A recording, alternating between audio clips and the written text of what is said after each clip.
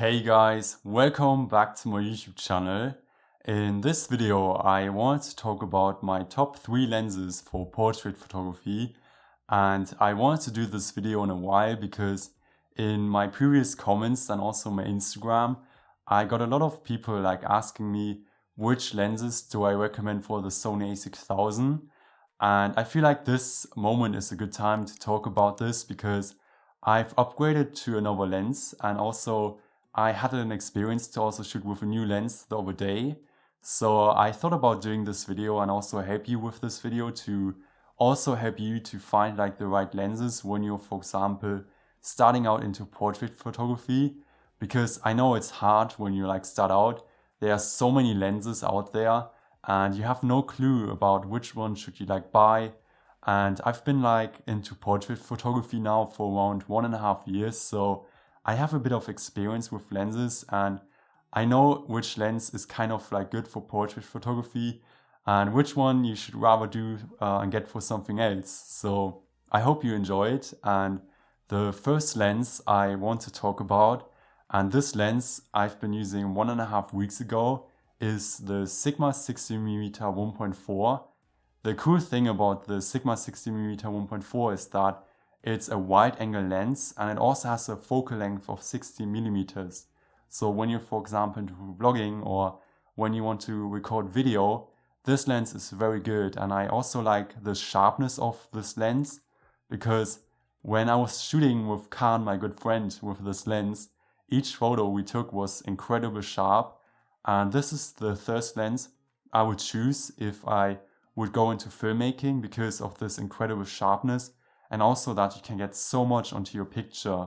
But there are also 2 things I dislike about this lens, and the first thing is that although you can do vlogging with this lens and it works really good, especially the sharpness, like I said, is very good, but what I realized is that it's very heavy sometimes. When you record yourself and vlog, you have to bear in mind that the Sigma 60mm 1.4 is around 400 grams, and when you have your camera body and vlog with one hand, your arm gets very heavy after a while. This is something I noticed. And another thing I noticed was that when you're, for example, into portrait photography, I just feel like sometimes the lens is more towards videography better, because when you use it for portrait photography, I feel like you don't get this wow effect which you would get, for example, with a telephoto lens, because with a telephoto lens you have, for example, way more shadow depth of field, and I feel like I'm missing this with the Sigma 60mm 1.4, this shadow depth of field. But if you're, for example, into real estate photography or landscape photography, this lens is probably the best one out of these 3 I want to talk about. And my second lens I wanted to talk about is the Sigma 30mm 1.4. And this lens is something really special to me because this lens was also my first prime lens when I was starting out with photography, because when I started out I got my a6000 and the kit lens, which you had with your, with your a6000. So I got this bundle, but I realized with the kit lens after a while, I wasn't really happy with the f-stop, because you were only able to shoot with the kit lens to around a highest aperture of 3.5. So because I was starting out in the winter, it was very difficult for me to shoot outdoors during the night, because I just missed a lens which was also good in low light. So the Sigma 30mm 1.4 is perfect if you're, for example, into a very sharp lens, which is also very reliable in low light. And what I also like about this lens is that it's also, when you think about it, it has a very good autofocus and it's still very cheap. So when I started out with photography, I was into a camera with a lens which is also in my budget, because so many cameras out there are so expensive. When you want to go, for example, full frame, you have to pay a lot of money. And I just feel like when you start out, especially when you're, like me, who has not a lot of money at the beginning, it's very hard to, start with photography. So the Sigma 30mm 1.4 was a good choice for me. But the only thing I dislike about this lens is that when you want to, for example, record video, or when you, for example, are shooting outside, after a while you get a lot of dust between your focusing ring. And another thing with video is that when you use it like for doing video at home, you sometimes hear like this noise out of the camera. And I just feel like, I don't know if it's the autofocus or the camera, but it's really loud sometimes when you like record video and you're not using your audio recorder, what I'm doing right now. I just feel like the noise you are getting is just distracting a lot. So you probably have to go for the A6100 to use the audio jack, for example, or get an audio recorder like I'm doing right now.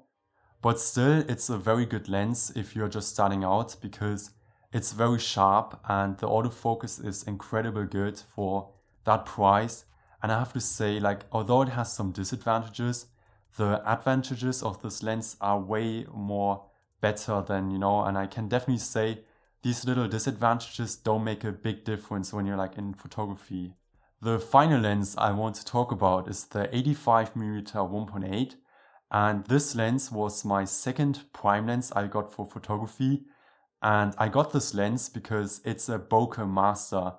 It's incredibly sharp, and it's also a lens which most of my models love when I'm shooting, because most of my models like to have a lot of shadow depth of field, and this lens on the A6000 is incredible. And the good thing about this lens is also that it's a full frame lens, so you can put it on your A6000, and when you want to, for example, shoot with the A7 III, you can also do that. And this is what I love about this lens, is that it's so versatile, and it's still, compared to other lenses, still very cheap.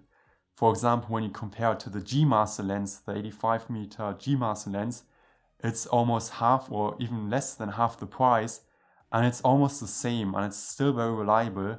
And the autofocus on this lens is just insane. I really have to say, the autofocus on the 85mm 1.8 is just incredibly good. So I love this lens, and yesterday I also used it for photoshoot. But I have to say, the two things I dislike about this lens is that the material of this lens could be a bit better. Sometimes I feel like when I'm twisting the focusing ring, I just feel like the material is not as good as, for example, if you go for a Sigma lens. It feels a bit plasticky, but it doesn't affect like image quality or something. It's still a very good lens, but you definitely can get lenses with better quality from the material build. But still, this lens is incredibly sharp, and I love this lens. And I also wanted to mention one last thing, and this is very important just to remember, and that is that if you get a lens, you don't have to get like 10-15 lenses just to be a good photographer. I started out with the Sigma 30mm 1.4, and I've used that lens for 1 year, and then I got my next lens. So my message is also, don't think that you need so many lenses to be a good photographer. Instead, get just one at the beginning and try to get better with that lens. The common mistake a lot of photographers do is that they have too many lenses, and then they don't know what lens to take with them to the photoshoot location. So just bear that in mind. This is very important, because from my experience, when I bring like 2 lenses with me to photoshoot, or 3, I get a bit confused, and I would rather just take 1 lens with me to the photoshoot, and then I can stick with it and just focus on that particular lens. So guys, I hope you enjoyed this video, and if you want to see like more reviews on these lenses, you can also check out Michelle's photoshoot on the top right, where I photoshoot with the Sigma 30mm 1.4. And if you want to see also more footage from the other lenses, you can visit my YouTube channel and also check out Khan's photoshoot with the Sigma 60mm 1.4. And you can also check out Fenia's photoshoot with the 85mm 1.8. It's worth it. And also, I want to say a big thank you guys for watching. Take care, of course, and see you next time. Bye.